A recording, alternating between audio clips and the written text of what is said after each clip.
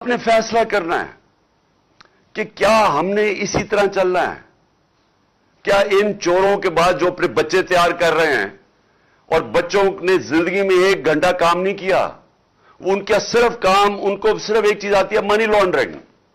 وہ چھوٹے چھوٹی عمروں میں وہ اربوں پتی بن گئے تھے کیونکہ ماں باپ نے ان کے نام پہ یا چوری کر کے پیسہ ان کے نام پہ چیزیں لی ہوئی ہیں۔ یہ جو 4 لندن میں مہنگے اربوں روپے کے مے فیئر کے جو اپارٹمنٹس ہیں، یہ مریم کے نام پہ تب تھی جب یہ کوئی 20-21 سال کی تھی۔ اور یہ جو اس کا بیٹا ہے حسن شریف، 10 ارب روپے کا گھر بیچا ہے اس نے لندن کے اندر۔ کدھر سے پیسہ آیا؟ تو یہ سارے بچے شروع میں ہی، یہ جو تیار کر رہے ہیں بچے، ان کی یہ خاصیت ہے کہ یہ منی لانڈررز ہیں سارے۔ وہ بلاول، اب بلاول، میں آپ کو یہ بتاؤں کہ سیاست میں تو اس کا کوئی مستقبل ہی نظر آ رہا۔ اردو ابھی تک صحیح طرح بولا نہیں ہے، یعنی ہر دفعہ اردو بولتا ہے تو اور لوگوں کو سمجھ نہیں آتی کیا کہہ رہا ہے۔ لیکن اس کا میں آج آپ کو پیشن گوئی کرتا ہوں، اس کی زندگی کا زیادہ حصہ کس پہ لگے گا کہ اس کے باپ نے چوری کر کے پیسہ دنیا میں کدھر کدھر رکھا ہوا ہے۔ یہ اب ڈھونڈتا پھرے گا کہ اس کے باپ نے چوری کا پیسہ کدھر کدھر رکھا ہوا ہے۔ تو ان کے نیچے اگر یہ کوئی سمجھتا ہے کہ یہ ایک عظیم قوم ان کی غلامی کرے گی، یہ قوم کبھی یہ تسلیم نہیں کرے گی ان کو۔ اس لیے یہ مارچ ہے، اور یہ جو حقیقی آزادی کی مارچ ہے یہ ابھی ختم نہیں ہوگی۔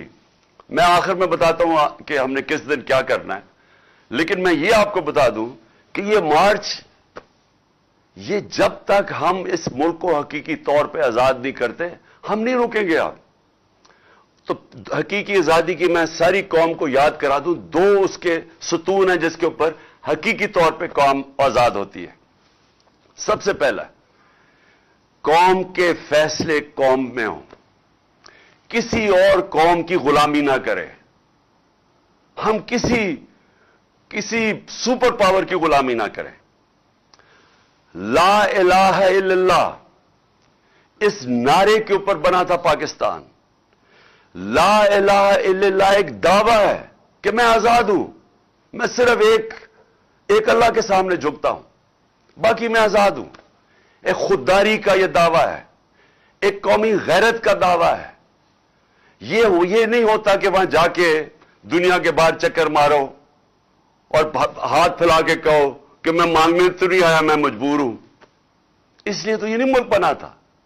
اس لیے تو قائد اعظم، جب ان کو پتا بھی تھا کہ انہوں نے زندہ نہیں رہنا زیادہ دیر، پتہ نہیں چلنے دیا اپنی بیماری کا کہ کہیں پاکستان کوئی رکاوٹ نہ آ جائے پاکستان نہ بننے میں۔